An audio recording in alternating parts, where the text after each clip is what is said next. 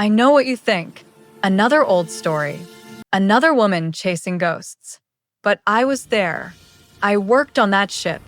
I saw what happened. And I got off right before it vanished. Not exploded. Not sunk. Not attacked. Vanished. They said it was a radio failure. A cover-up. Bad weather. No. The Sea Lark disappeared because something was wrong before it even left port.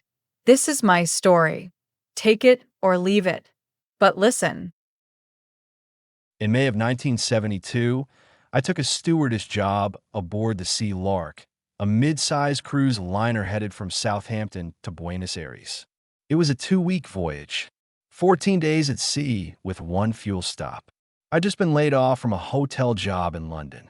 The cruise company needed last-minute crew. I had experience. I said yes. There were about 320 passengers and roughly 40 crew. Middle-class families, older couples, honeymooners, a few solo travelers. A school group from Belgium. A jazz pianist from Brazil. They were all real. I remember their faces, their names, their laughs. The ship itself was older, built in the late 1940s, but had been refurbished. 3 decks, a ballroom, 2 bars, decent food. No pool, but there was a sun deck and live music every night. From the outside, a dream. But below the surface, no one was smiling on the crew level. Not even on day 1. It was on the first night that I felt it. Not fear, not yet, but something watching. Not someone. Something. I was walking the lower passage behind the kitchen galley. Dark pipes. Oil smell. As I turned the corner toward the storage lifts, the temperature dropped. Sharp, sudden cold. In May. No one was there, but I swear the walls hummed. Later that night, I went to return linens to a cabin on Deck B.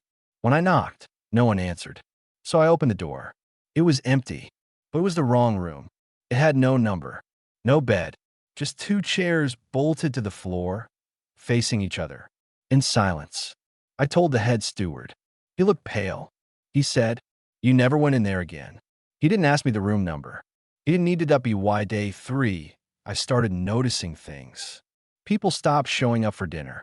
A woman sat alone on the deck, whispering to herself. A boy stared at a wall for over an hour, unmoving. One man asked for his drink, in fluent German, then English, then French, then again in German, without realizing he'd already asked. He thought it was the heat. I knew better. That night, the ballroom was nearly empty. Only 6 passengers showed up. The music still played, but no one danced that we started sleeping in shifts. Not because of overwork, because of what we heard. Scraping sounds near the lower decks. Locked doors opening on their own. Footsteps overhead when the upper deck was empty. 3 of the crew refused to work night shift. One steward packed his bag and demanded to leave at the Cape Verde fuel stop. He said something was under the ship, that he heard it speaking in metal. We laughed, but when he left, he looked relieved. Not scared, just free. There was a part of the ship passengers never saw. Hold 4. We were told not to go near it. Cargo only. But on day 6, I had to take a laundry detour through the lower deck. I passed hold 4, and I heard tapping, like knuckles against metal. Precise, rhythmic, then a voice. Soft, calm, a whisper like air escaping. We're not going back. I ran. I never went near that part of the ship again. And one had seen the captain since day 2. His food was left outside his quarters. No one ever picked it up. Bridge doors stayed locked. Only the first mate had access. But when asked, he said the captain was resting.